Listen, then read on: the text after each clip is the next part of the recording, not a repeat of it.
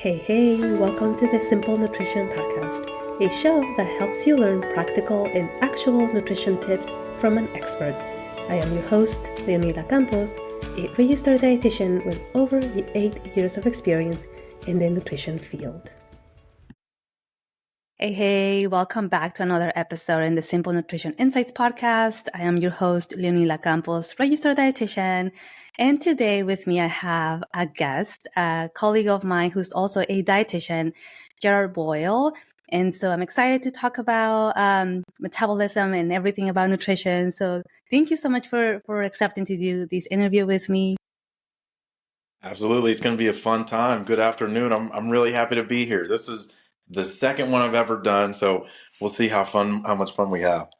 Yeah, awesome. Lots of fun. So let's maybe start with like introducing yourself, right? I know I had another colleague of mine who's also a male dietitian, and we were talking about the percentage, right, of male dietitians in the field, which is not very high. And so I think it's important for the listeners to know, right, like where the decision of becoming a dietitian, and like what led you to choose that career. Yeah, absolutely. I don't know the percentage, but yeah, I'm sure it is insanely low.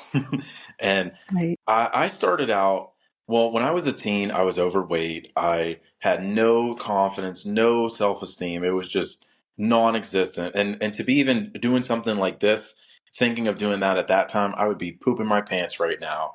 Just being able to talk about my journey or what I do now. And so I said, hey, I got to make something happen. I got to lose some weight so I could start to feel better about myself. I wasn't even concerned with feeling better physically at that age. That's not something that really crosses your mind just yet.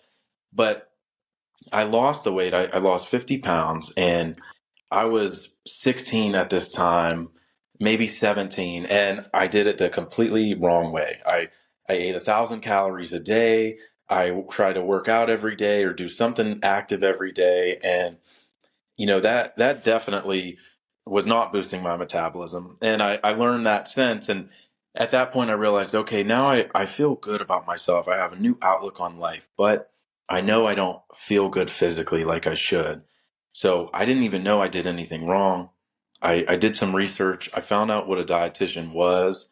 And from there, that set me on the journey of, I know I need to help other people feel this good mentally and learn how to do it the right way physically so I can have the whole overarching approach to it. And I didn't even know what a dietitian was at that point. Then I learned, I went to college for it, Youngstown State University, where I'm from. And ever since then, right when I graduated, I opened a practice and I've just been growing it ever since. It's been 3 years now. So it's been a lot of fun. Yeah, thank you for sharing that. Just so many questions come to mind, right? Just thinking about the weight loss at the age of 16 and like what that looks like. And as you mentioned, right, doing it obviously essentially the unhealthy way, but we know as dietitians that body image, these teenage years, right, it's huge. And so there's not a lot of education, that I see as to let's do it in a healthy way. And now with social media, even more, right? I can imagine like these crazy things that teens are doing because of, they're wanting to look better, right? Because it is true. It's all about the looks, right? At that age, we don't care about health. We don't care about long term. We care about the now. And so, but that's when we establish healthy habits, right? And so I can imagine, right, all the things that you went through at that age, trying to look a certain way. And so I think is, great that you're sharing that as well. We'll probably do another episode, hopefully, on like the effect of, thinking about weight loss at that age and how much that affected you. But I want to stay focused on like today's topic, right, which is how to boost your metabolism.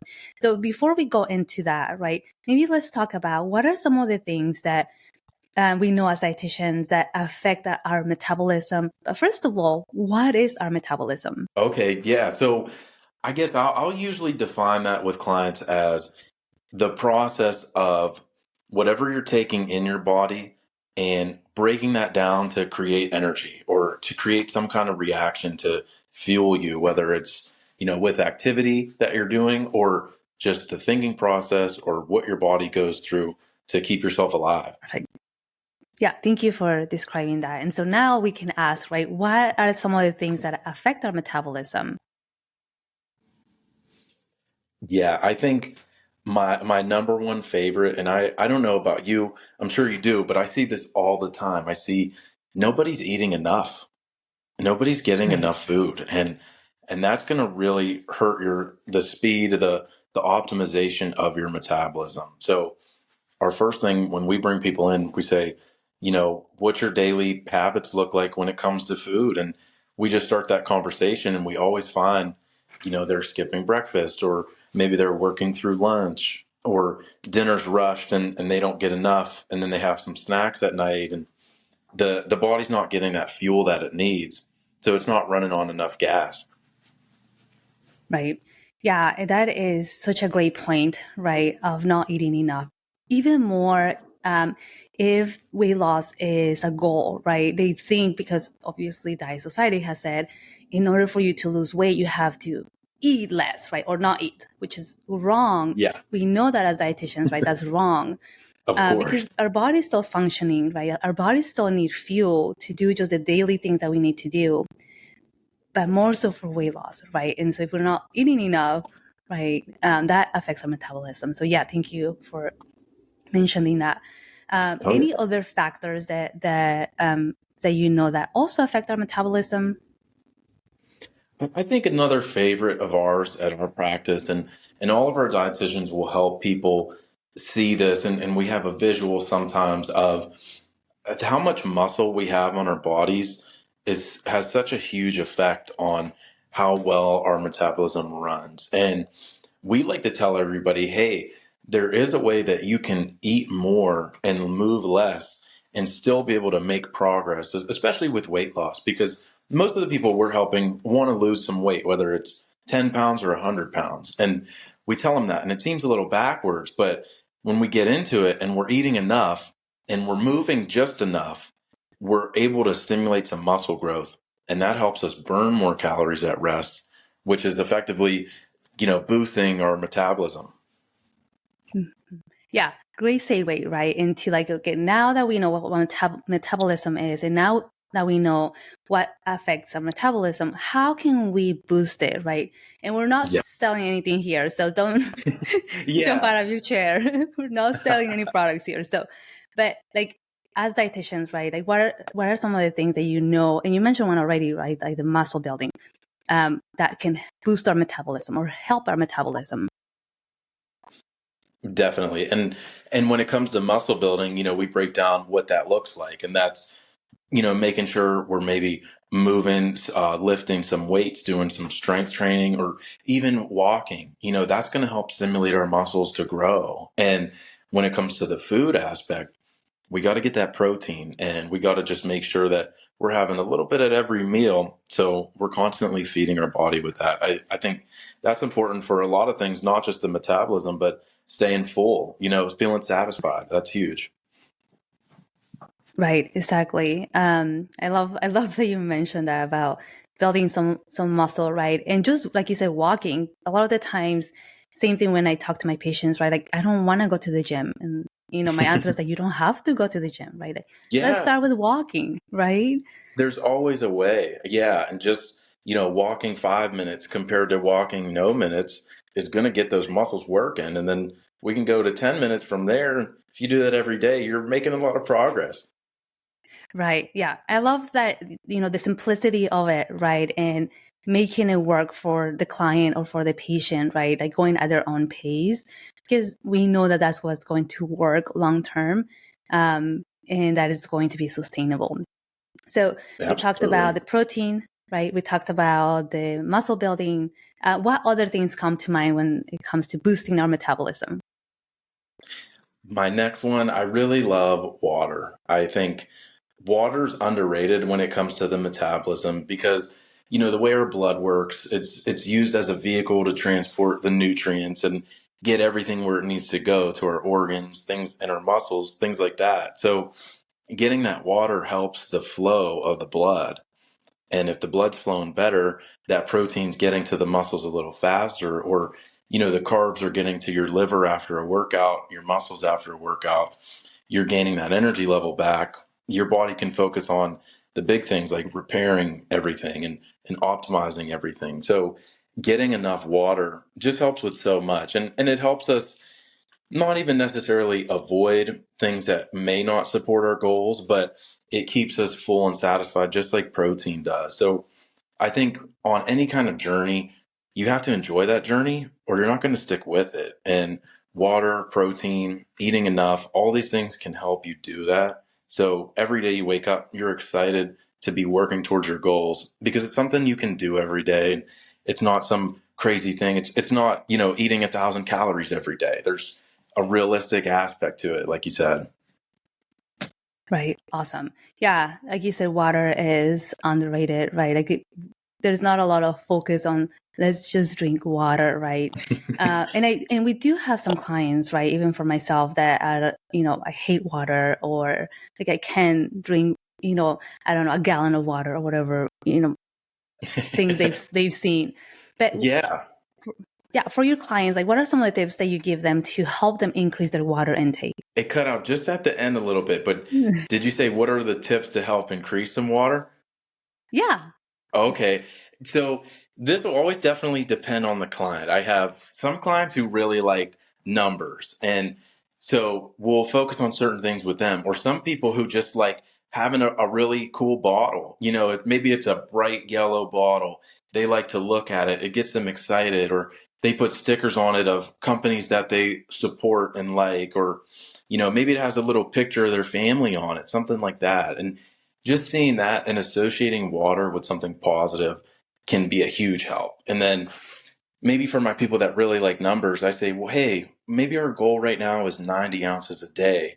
What if we break that down and say, let's get 30 ounces with every meal that we have, or even 15 ounces before, 15 ounces after. And we do that for every meal and we hit our 90. And then saying, okay, 15 ounces, that seems a little more realistic than 90 because that big number is scary at first, but we can always break it down. And I have some people, they love numbers. So we might say, hey, you're up for 16 hours a day. Maybe you have about 5 to 6 ounces every hour. And they really like that because it's so achievable. That's a couple sips every hour, and we can really make that happen. So it Right. feels empowering to know you can take it sip by sip or bite by bite to reach any goal. But water is always a big one. I love that. And that's your company name, right? Yeah, one bite at a But time. That's all that's we're right. about. Awesome. Yeah, and it's so realistic, right? I think, like you said, you have different clients, right, that require different ways of helping them achieve those goals. And I think that it's important to know that we're not going to just do one size fits all, right? We know that doesn't work. So really individualizing each client's journey, right, helps them to achieve their goals. Awesome. So what other things would you suggest in terms of boosting metabolism and just helping someone in general, right, to just achieve their goals, their nutrition goals? I think specifically for the metabolism, this is a little more advanced and I don't really even bring it up to clients until they're eating enough and they're exercising and they're drinking their water, getting their protein, all those things. But I would say if we can make sure we're timing our meals evenly throughout the day and just saying, hey, let's start with 3 meals and then maybe we can get a snack in before or after that workout, that would be huge. But usually that comes a lot later down the road, and I don't really start there because I don't want anyone to feel like they're stuck on a eating schedule or a water drinking schedule because that gets a little too strict, and we're all about having fun on the journey because if you're not having fun, you're not going to do the things that need done. So we have to have those visuals, we have to have that excitement, and taking it slow and saying, hey, 3 meals a day, let's start there, can take us really, really far and make us a lot of progress. Right. Yeah, awesome. Thank you for sharing that. So just recapping, right, in order for us to help and boost our metabolism, we mentioned eating enough, right, eating your protein, exercising, drinking your water, right? Essentially, those are the basics. And you can see, right, you can hear that we're not saying add this and add that and try, these other expensive things, right? Because Yeah. we have to start with the basics, right? That's what's going to help Yeah. long term. They will take you really, really far. And I'm just like you. I'm not trying to add anything that anyone hasn't heard of. And I'm also, a big thing that we do is we're trying to make sure we don't take anything away that you're already doing. Because if someone comes in and says, hey, I like to have a glass of wine at night, I'm not going to say, hey, it's day one, you cannot do that while you're here, or they're not coming back. So we got to make sure we're fitting in those things that people enjoy, but also adding enough of the simple things that keep their body functioning at the best level that it can. Right. Oh, such a great point, right? Because I feel that sometimes clients come in to see us, right? And they're already having that mentality of like, so are you going to take away my chocolate, right? Or take Yeah. away what XYZ? And we're like, no, like we're here to help you, add more nutrients, right? To get you to that Hmm. point where you feel better and you have more energy. And I think I really love that, about that individualization, right? And really getting to know that client. Because like you said, Yes. if we're restricting or saying no, no, no, no, no, they're never coming back, right? But then they're gonna try something maybe dangerous or really extreme that we know that is also not going to help them. So yeah, that's great that you all do that with your clients.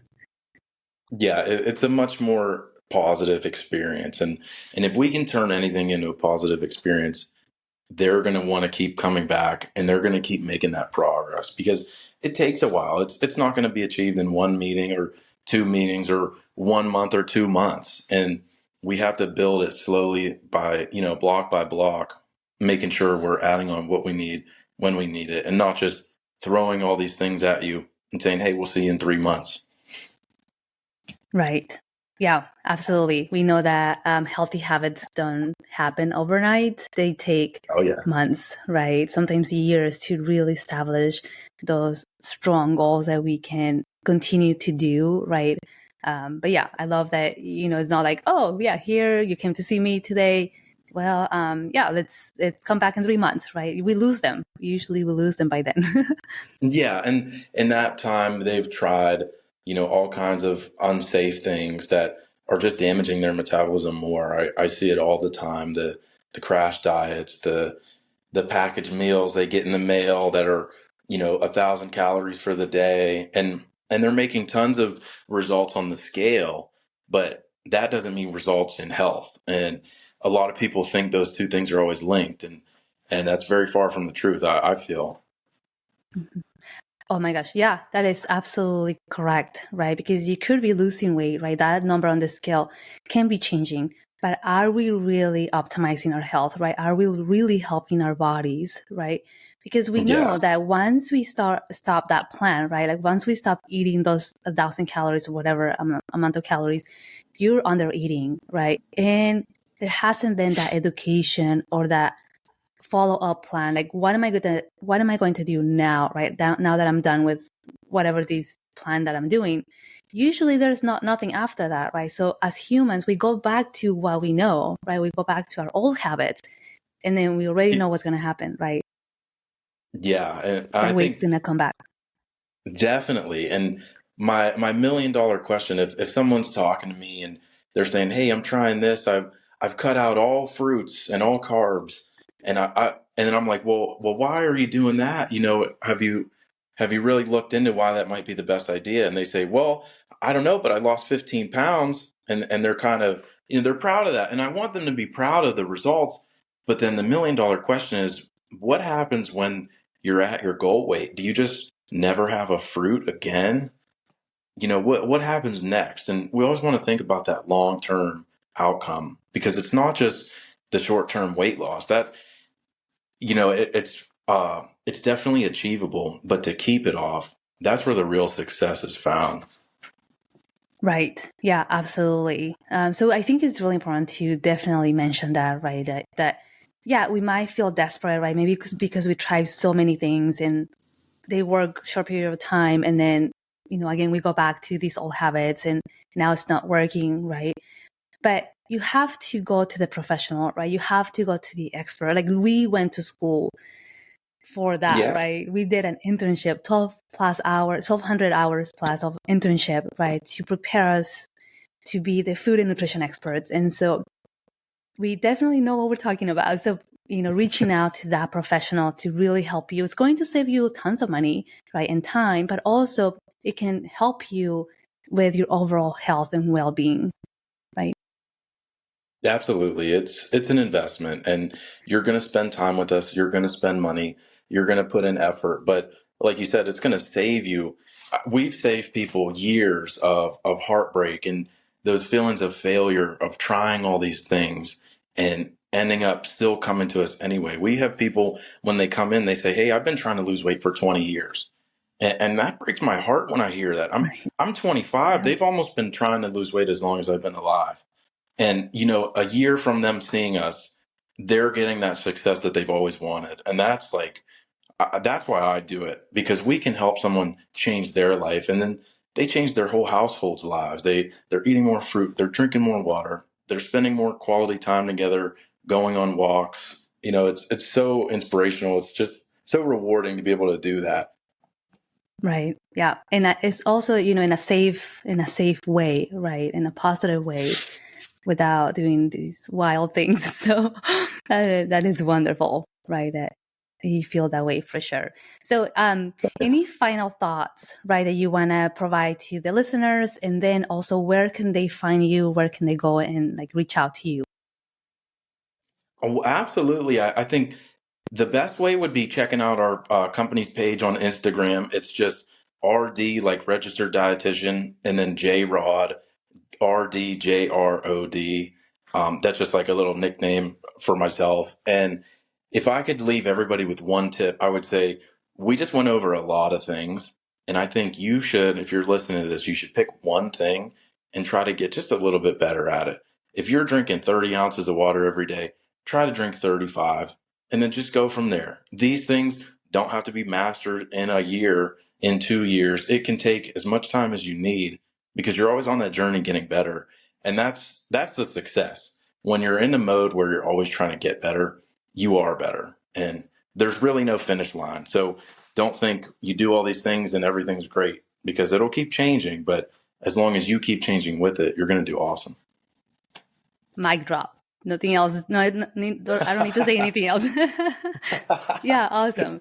No problem. I'll add all that in the show notes, right? How they can contact you, your website and your Instagram page too.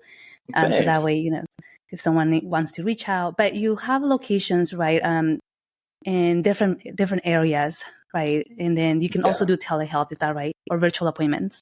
Absolutely. Yeah. We'll do telehealth across the country. We have offices in Boardman, Ohio, Youngstown, Ohio, Bessemer, PA, and then we both partner with Formation, Florida, and Tampa, which I love. So we're around, and we're also available through a phone or a FaceTime appointment. We're happy to do anything to make sure that you're feeling your best. Awesome. Very nice. Well, thank you so much for doing this interview with me. I really appreciate it. To the listeners, follow those tips, like one tip, right? And so you'll see a difference. But thank you so much again. And I'll talk to you soon. So, all right, everybody, I will see you in another episode. Bye-bye for now. This podcast, the links and resources provided are for the purpose to educate only and are not a replacement for medical advice or nutrition therapy.